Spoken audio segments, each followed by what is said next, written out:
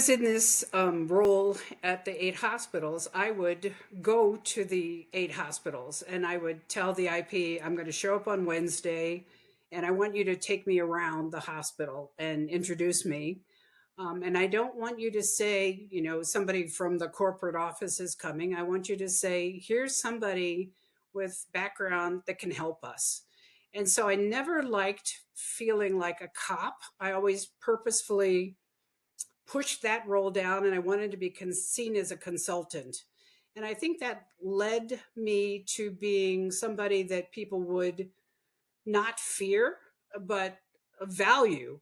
And so I would come often enough. I think once every other month, I'd visit one of the hospitals and I got to know some of the staff because I would go to the different floors with the IP. And sometimes the IPs were not out on the floor very much. And so I encouraged them to be the same kind of consultant role that I like to model so that when they would walk up and, we sometimes had clipboards and we were watching hand hygiene, and that to me is a cop role. And so I kind of encourage them to go up and be more, I noticed that you're about to go into that patient's room. And would you please use hand hygiene before you go in the room? It'll protect both you and the patient. And I would preface it by saying, gloves, I know you're going to wear gloves because you're starting an IV, but gloves are not perfect. You have to protect yourself and the patient because about 10% of gloves can have microscopic holes in them. And people would be like, oh my God, really? They're not 100% protective? And it'd be like, no. So, use hand hygiene so that you are protecting the patient and you are protecting yourself and your child at home or your grandma. So I would try very much to bring it down to the personal level so they would understand infection prevention helps the patients and helps the healthcare worker. And so that was kind of like the major message I wanted to get out.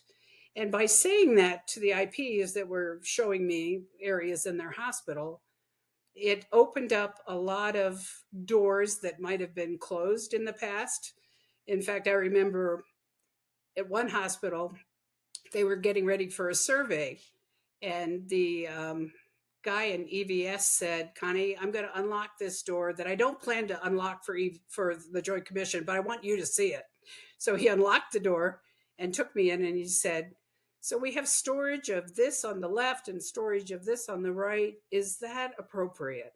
And I said, no, it's not appropriate. You have to have clean on one side and dirty in another room, preferably, not just in the same room. And he was like, that's what I thought, but I wanted to get your opinion, and we'll take care of it. We'll move it, but I don't plan to show Joint Commission this. I just wanted to show you. So I felt like that was a